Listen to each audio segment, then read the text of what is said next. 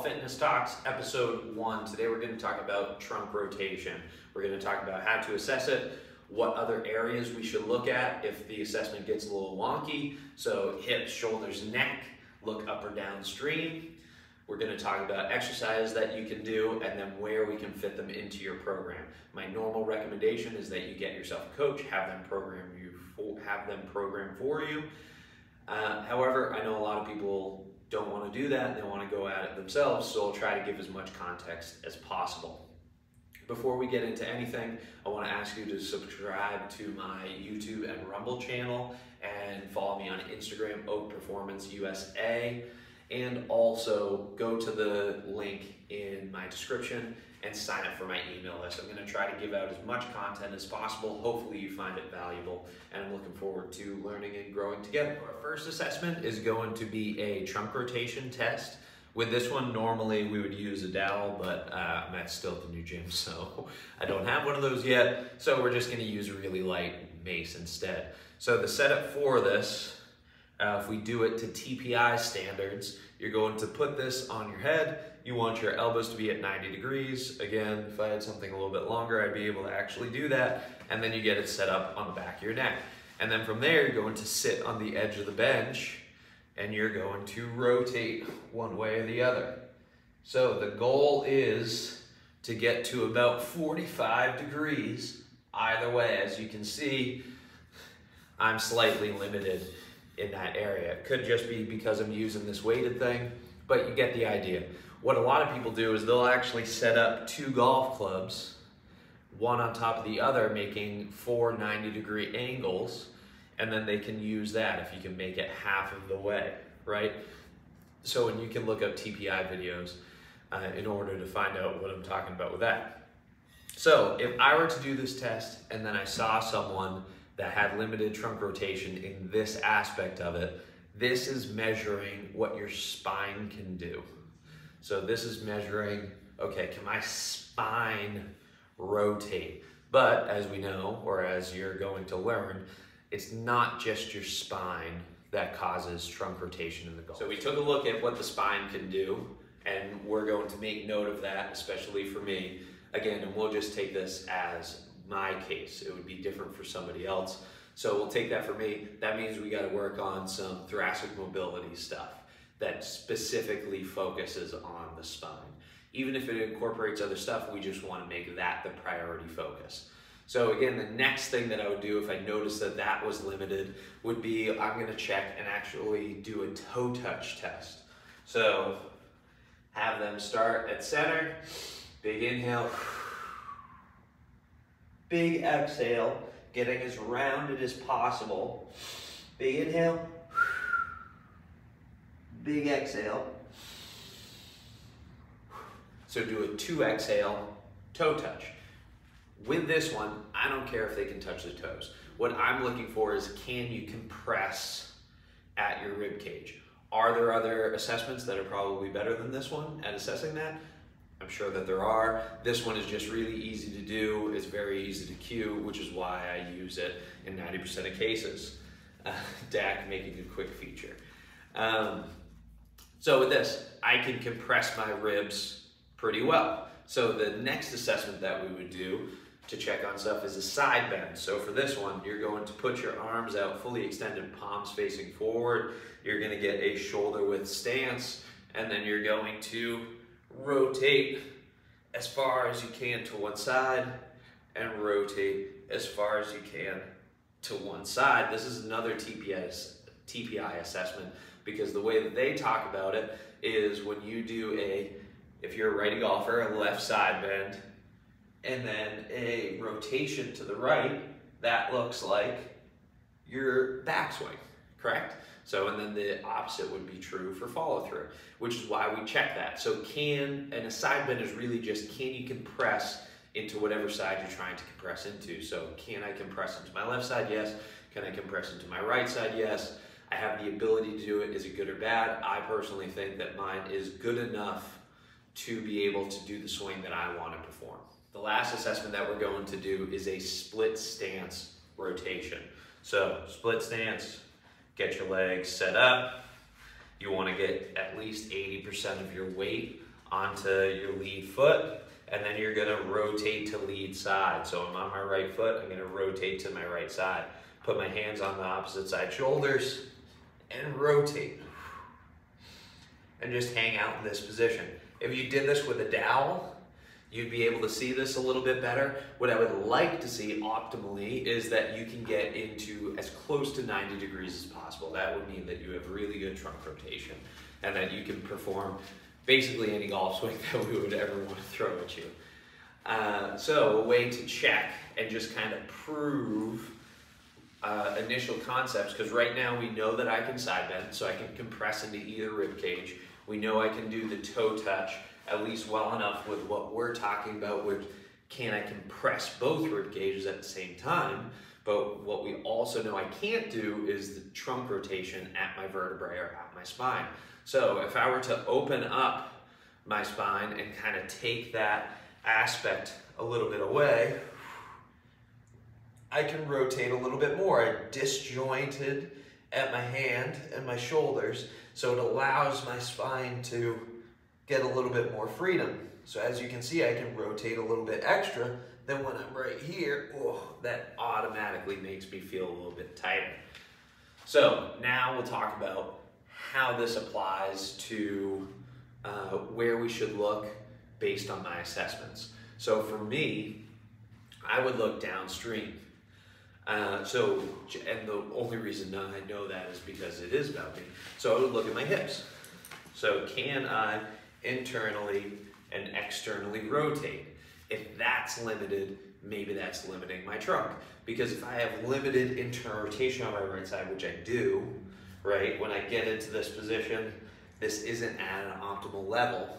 That means that my hip's gonna stop earlier than it should, which means my trunk has to cover more distance to make up for that hip. And if it can't do that, then it's going to look like I have crummy trunk rotation. And then the same would be true for going into the left side. If my left internal rotation isn't good, then it's going to look like I have bad impact position or rotation to that other side. And then it would be the opposite for external rotation. Left external rotation, if that is poor, that would be backswing, right would be follow through. So that's just for me. My hips are definitely tight. What you could do with other people is look upstream. So you could look at their neck. Can they rotate at their neck? Fortunately, I can. Can you get your chin to the collarbone? As TPI is kind of gold standard for that. And then if the neck's okay, then you take a look at the shoulders. So are they able to horizontally abduct and adduct? If the answer is yes, great. Do they have scapular winging? So I know it's part of the back, but this is really part of the shoulder girdle and it affects the shoulder. Do they have scapular winging? Can they move their scapulas? If the answer to that is yes, then you want to go back downstream. So again, for me, if I took a look at the neck and the shoulders first with someone that I was assessing and they were presenting like I was, I'd be like, okay, shoulders and neck are pretty good. We should go back down, check out the hips. If the hips are okay, then you got something a little bit more complicated that we could talk about in other videos, but then I would probably take a look at the ankles. But again, we'll talk about that later on. All right, so now how do we implement all of this? There's a bunch of different ways. So I would first implement this in just the easiest way possible. I would do some sort of just golf rotation, similar to the assessment. You make it basically look identical. So you can get in a split stance, rotate to one way, rotate to the other. To make it harder, you get your foot up on the wall, rotate to one way, rotate to the other. Make it even harder, you get the foot up in the air, rotate to one way, rotate to the other. If we're just focusing on trunk rotation, we're going to include some sort of medicine ball exercise. So a side toss is really good. I'll demonstrate those in a second. The progression for that is going to be half kneeling, then you're going to stand up, do a split stance, and then you're going to do an athletic stance. You can also implement it with bands, cable presses. There's a million different types of trunk rotation exercises. The key for you is, or really for your coach, is to find the ones that work specifically for you. So again, because I'm more of a hip person, I need to focus, or my hip rotation is limited with my trunk, which is why they're both sort of limited. Then I'm going to work on things that focus on both of those, as opposed to something that's focusing more on my shoulders. All right, quick demonstration of what I was just talking about. We're going to do side tosses. We're going to do it in a half kneeling position. For this one, I usually get set up with my lead leg being forward. When you do a side toss, you want to have long arms, right? We're not going to release at wrists. We're not going to release too much at your shoulders. You're just going to rotate and press through. We don't want this knee going everywhere. We want to really lock it in. When you go back and then come through, you want to think about pressing into the arch of your foot. And then once you get good at those, you just stand up. You're in the exact same position. That lead leg is still forward. Got to catch the ball. Again, you don't want that knee going everywhere. That knee's gonna wanna fall out. Don't let it. And then once you get good at that, athletic stance, doing the same thing. Working on transferring from this leg to this leg, getting hips through, arms just follow. So, other exercise that you can do that would focus on this, that I personally really like, would be a side medicine ball tosses, or a high velocity exercise that you can implement to help trunk rotation and learn how to rotate fast, right? Like someone, again, in my case, is gonna have a swing speed over 100 miles an hour. That means that their trunk's moving really quickly, so you have to train that in the gym. Granted, we're using a load that's like 6 times what they're holding for a golf club on average, but you know, you have to keep that in mind too, where we're actually training. And it's a medicine ball exercise is a high velocity version of trunk rotation. So those are going to be implemented in regards to the season. I mean, you could implement them all year long, but and you know, I have for a lot of people. But you really want to make sure that you're doing these in the preseason and during the season, because that is when rotation matters the most.